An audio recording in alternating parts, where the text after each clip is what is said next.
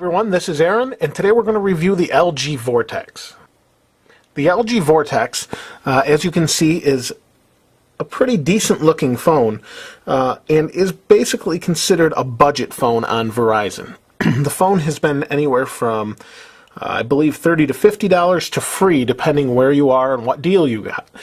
It's really not a bad phone for the money, and definitely could be recommended. But let's talk about the phone itself. So the phone outside, as you can see, is your standard candy bar layout. You have a screen that's a little bit small for an Android phone, but is not bad for a budget phone. So it's 320 by 480 pixels and a 3.2-inch screen, capacitive touch screen. It supports multi-touch, and it's pretty nice. So while we're talking about the outside, let's go ahead and turn the phone on, and we do that with the button on top here. Now you can see it powered on. We have our 3.5mm headphone jack on this side. We have a micro SD card slot that's expandable. It comes with a stock 2GB SD card, micro SD, and a built-in 150 megabytes of storage. On the front we have our normal buttons, menu, home, back, search. On this side we have our volume up, down. On the back we have a 3.2 megapixel camera that actually is good for video or picture taking, but only supports 640 by 480 recording or 320 by 240 QVGA recording, so there's no HD here. It does have your autofocus and macro modes and things like that, but it doesn't support HD recording at this time.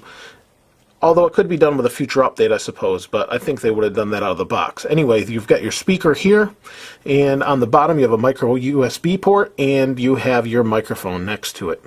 So let's go ahead and take a look at the interface. We'll turn it on, and it's a pretty nice interface, pretty standard. This is running Froyo or Android 2.2, and slide to unlock or slide to put it into vibrate mode. So there you can see the stock interface. Let's go ahead and zoom in a little bit so you can see that a little bit closer. There we go. So here's the interface itself. Again, you can see on the bottom you have your standard dialer, contacts, messaging, and web browser. And because this is Froyo, we do have Flash built into the browser, which is really nice. For some reason they decided to go with Bing, and this interface is fairly similar to the Samsung.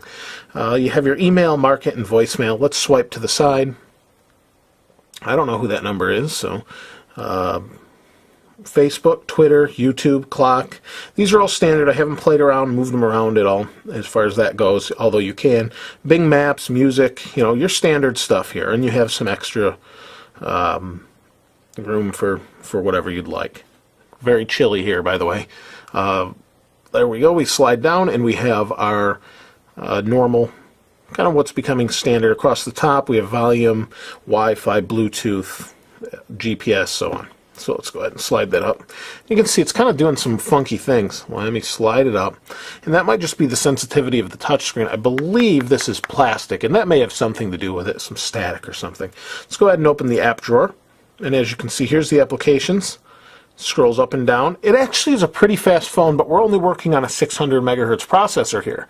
So I guess for an overall idea, what I would say is this phone is basically like a really good last generation phone that's become a budget smartphone this year. So not a bad deal, really. So as you can see, here's the apps. These are kind of standard apps that come with it. And let's go ahead and show you the browser. So we'll go ahead and go to Zollotech, and this has swipe on it, although I can't use it for my site. And I mistyped already. Small keyboard for me, but probably fine for most people.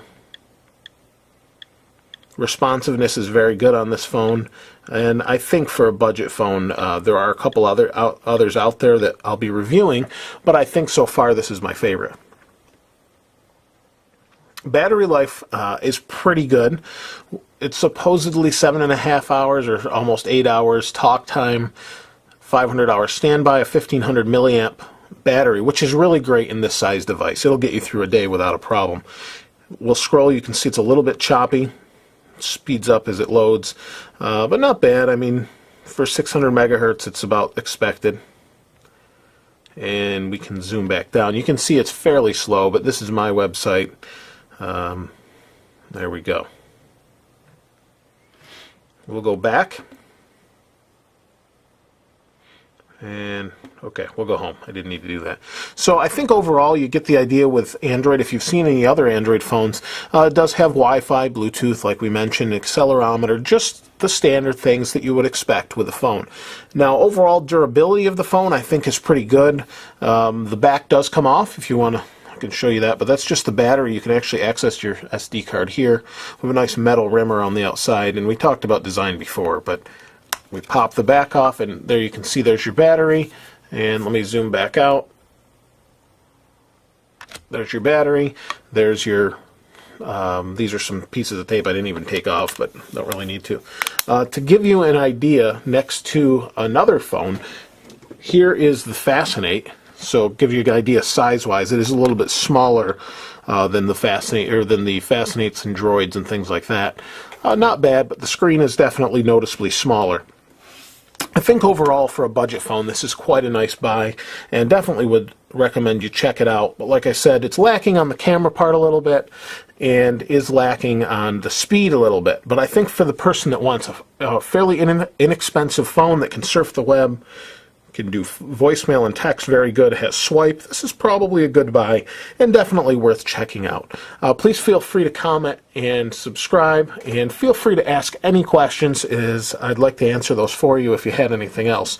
I didn't really want to cover a ton of things just because it is Android, and wanted to give you my impressions of it. I think overall it's a great phone for the price. A little bit slow compared to the nicer ones today, but quite a good deal, and it's pretty responsive. It just slows down when you get to more heavy multimedia tasks. This is Aaron. I'll see you next time.